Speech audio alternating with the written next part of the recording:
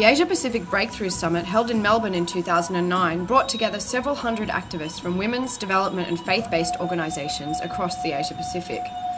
Through 2 days of speeches, music, panels and workshops, a regional alliance was born, virtually unnoticed by the media. When wars appear daily on the front page, we often forget about each birth. Fortunately, I was there with my camera.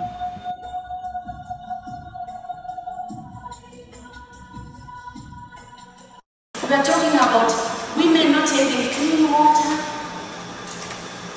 not only to drink, not only for laundry, not only to grow their crops, but just maybe for a swim.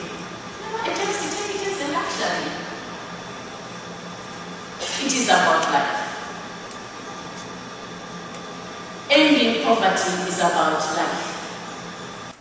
I wish that one day this world is one that is full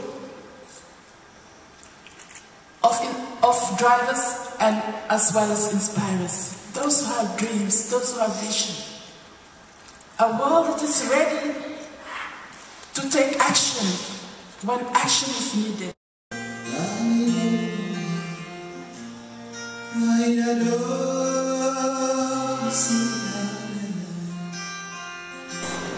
It's a big goal, but then women and girls are over half the population, so it's a fair goal.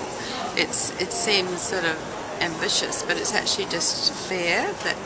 So what's the ultimate goal of Breakthrough? It's for women and girls to have as much right and access to education and to health and to living their lives free of violence and to not be living in poverty, so that they would have also access to economic empowerment, so they'd have jobs and a livelihood, and generally be seen as, humanity is women and men, boys and girls, and they're all equal. We don't want to take from men and boys. In fact, many have the same goals and aims as we have, which is for all humanity to be equal.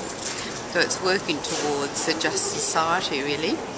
Human capacity is so critical right now, and if civil society can influence the priorities that governments take from developing countries and from wealthy countries, then it will have a huge impact. What made you want to come to Breakthrough? I guess I just like the idea of being in a place where women are able to have their own voice and speak for themselves. And is it what you expected it to be, or?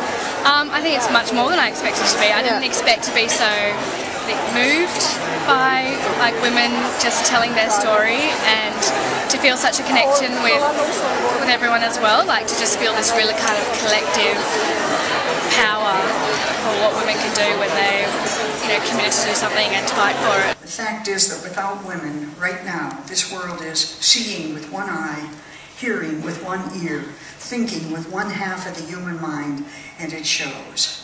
Thank you for your alliance of development, faith in women. You're making a coalition of creation, a sign of the future, a new heart for the world. You're great women. Thank you for letting me be here, calling me to something. So back at home, I asked myself, what did I get out of the Breakthrough Summit? And what had it actually achieved? On the one hand, it brought activists from different organisations and different parts of the Asia-Pacific together so that they can network with each other and make decisions based on the knowledge that's shared at the conference. And on a financial level, as a result of the summit, the Victorian Government, AusAid, philanthropists and other organisations committed over $1 billion Australian dollars to go towards women's welfare through other organisations like the ones that attended the summit. In a society so geared towards the individual, some of us have the idea that we need to sit back and wait for some sort of Superman, or everyone just says the problem's too big for me. Of course it is. This is why we have to act together, and this was the point of the Breakthrough Summit. The Breakthrough Summit is one step of one movement in one place when there's thousands of things like this going on around the world. And each step leads us towards a future where everyone can enjoy a good life. And if we just keep trying and keep pushing, one day we might get to a point where we can say, things are looking pretty good. Peace.